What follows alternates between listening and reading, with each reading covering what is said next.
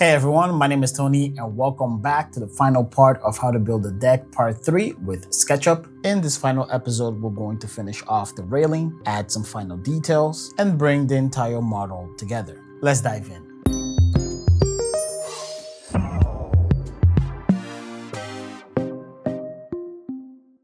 Now, before we finish off our deck, make sure to watch part 1 where we dealt with the layout, foundation, and the framing, as well as part 2 where we added the deck details, stairs, and now we're finishing off with the railing in Profile Builder. So next we're going to have to fix the profiles. As you can see, they are overlapping our post. Once again, we have our assembly selected and live update.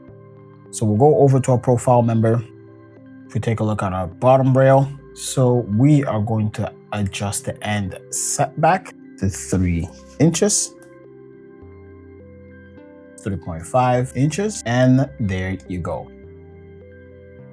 So we'll just go into the copy of the other profiles and repeat the same adjustment. So that's fixed number 2. Now fixed number 3 is the balusters. First, let's hide our profiles. And notice how the balusters are at a fixed distance, and oftentimes they overlap with the post, and it's not really a consistent start and finish. So if we want to control all of these variables, we have to add the balusters as a span and not as a component. So step number 1 is going to be to create this baluster as to have our balusters has its own assembly. And we're going to do that by creating a new assembly. Now this is going to be a very simple assembly. All we're going to do is go to components, pick new, pick from model, and we're going to pick our baluster component. And let's just build it so we have a preview. Now let's adjust the spacing so it's the same as we had it before, so 4 inches. So now we can use this baluster assembly as a sub-assembly. So you want to save this. So we're back to our existing assembly. Let's hide the existing balusters. We're going to add a span. So for type, let's change it to sub-assembly. You can give it a name if you want. And from here, we're going to pick from model. And obviously, I'm going to select the one we just created. And now we can see our sub-assembly. So from here, all we have to do is adjust a couple of settings, once again, to relocate the balusters where they used to be. So let's adjust our up-down offset to 5 inches, and to move it in the center, the left-right offset to minus 1.5 inches. So from here, we can now set a consistent start and end setback. This will be the start. We're going to set this to 2 inches. And for the end setback, we'll set it to 3 inches. Since we already had an initial offset, these numbers seem to work just fine. And that looks about perfect. If we take a look at the balusters, it fits perfectly within the posts for the start and end setbacks. And if we update this one as well, you can see how much better that looks. Now, before we add the railing to the stairs, we're going to expand the treads on either side, just so we can have a little bit of an overhang.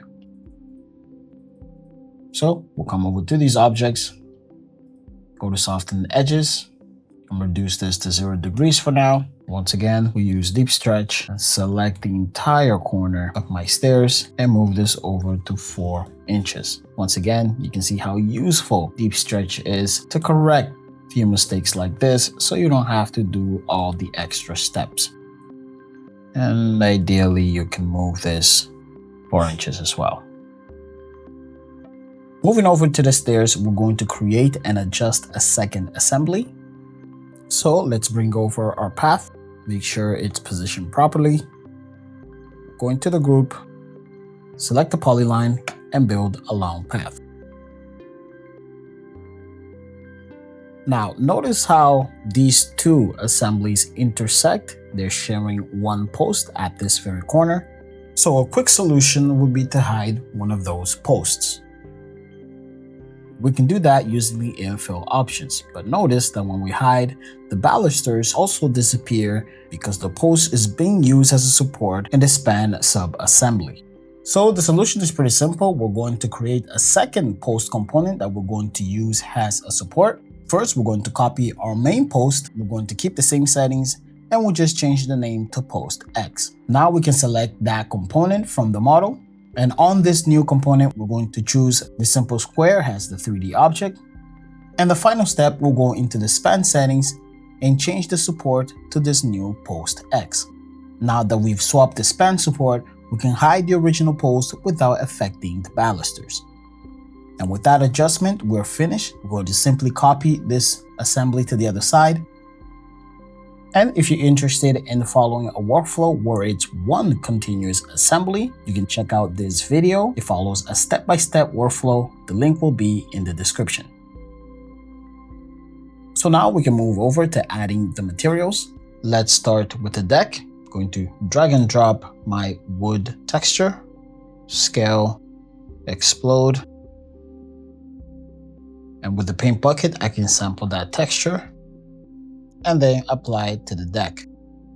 Now to avoid this repetition, you can go into the group and select a couple at random, make unique, and change the orientation of the texture. Repeat this process and we'll end up with something like this. And we can actually apply that same texture onto that wood trim, as well as the wood steps. Concrete and wood texture to the support posts. And we'll end up with something like that. So this is a very basic workflow for applying textures in SketchUp, and we can use this for most of the objects in our scene. But as for our assembly, the material is applied a little bit different. To add material to our profile members, edit the profile, and simply select the material from the option. I'm going to activate live update.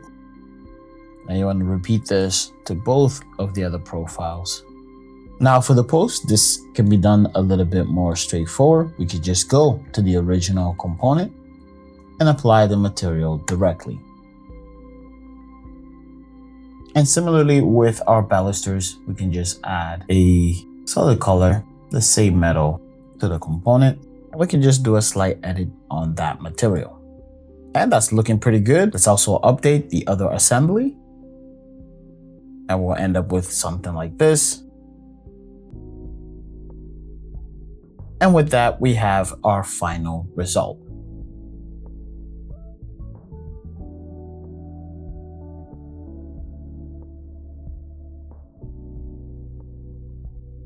And that's gonna be all for this series. We started with the basic structure and we worked our way through the stairs and the railing to create a complete deck in SketchUp.